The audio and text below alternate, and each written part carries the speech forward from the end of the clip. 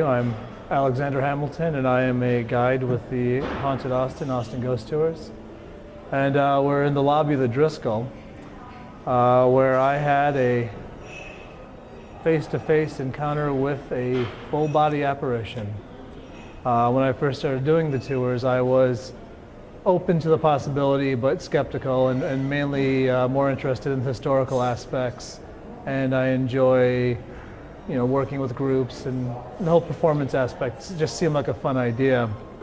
But when I came to this place, I quickly started having experiences that could not be explained away with just, oh, that was this or that was that. It was clearly something else at play. After close to a year of doing the tours, I had a group, and it was right around Easter. And we'd come into the lobby, and I had gone to my usual spot on the stairs, but it was so busy that night. The place was just buzzing with activity. There was a wedding band playing upstairs, and it was so loud we had to move to a different part of the lobby. And when I'm standing there giving the history of the Driskill, and at this point I've been doing the tour long enough that if you'd wake me up from a deep sleep and go, "Psst, give me the Driskill," I would be able to do pretty much, I have it memorized, and I would be able to do the story for you.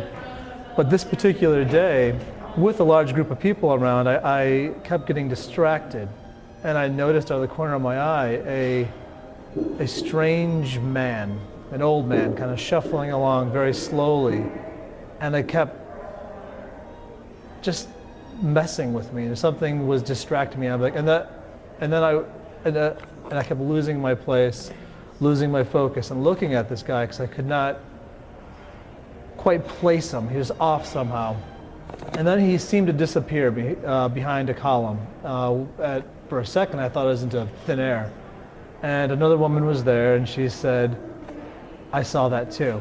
And I just excused myself from the group, and I kind of peeked around, and I saw him leaning there. I was like, "Oh, he's leaning there." Our minds are playing tricks. It's the getting caught up in the whole, spirit of the thing, no pun intended. And then he just continued walking around. He did like a slow loop, and the whole time he just was staring at me. He's like fixed eyes on me. And it was very off-putting and very distracting and very unsettling, I guess would be the best way to describe it. And he continues walking around, and he comes right up behind the group, and I have two people standing maybe 5 feet in front of me, and he gets right up on them. In retrospect, I realized that these people did not turn around, and when someone gets in your space like that, you tend to just at least look and see who's there. They had no reaction to this man being there, and the entire time he was there, he just was staring at me.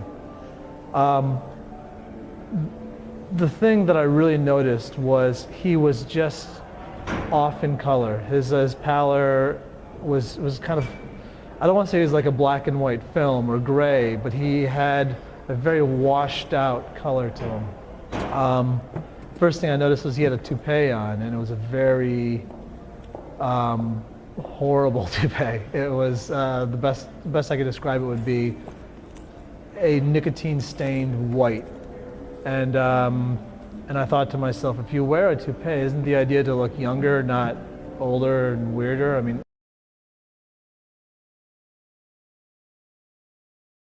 now on this particular evening, this entire lobby was bustling with activity.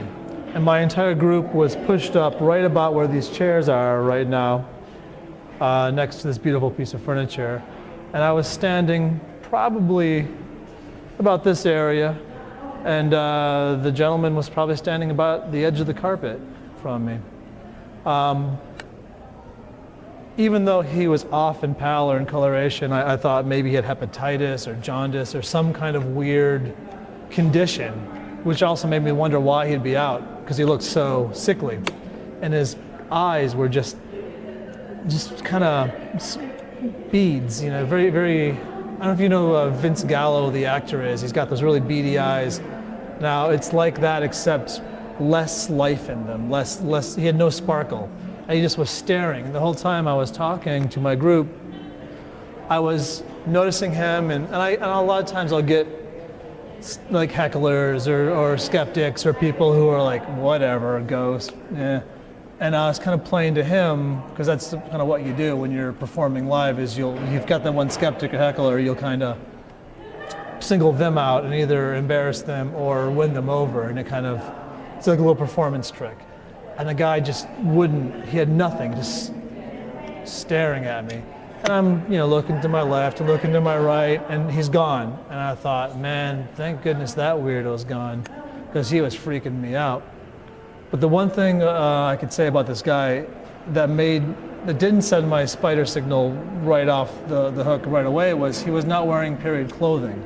The suit looked like it could have been as old as 30s or 40s, or as modern as like a modern kind of evening dress, not quite a tuxedo, but it looked like a rumply dress suit or formal wear suit. But it looked like he had slept in it, and everything was just off color. And since he wasn't clearly in turn of the century garb, I didn't think anything of it. I just thought he was a weird, sickly old dude.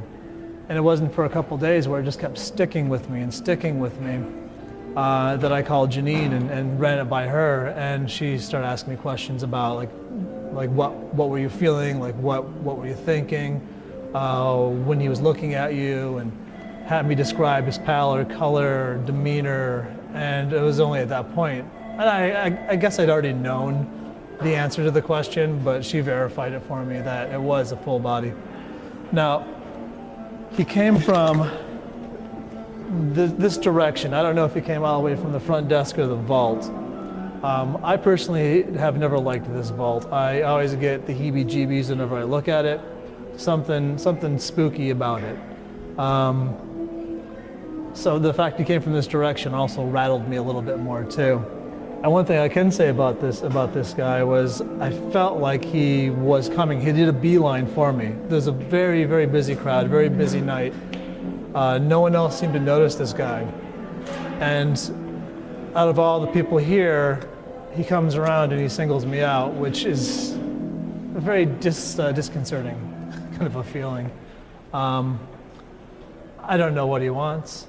But at some point I'd like to come back and find out.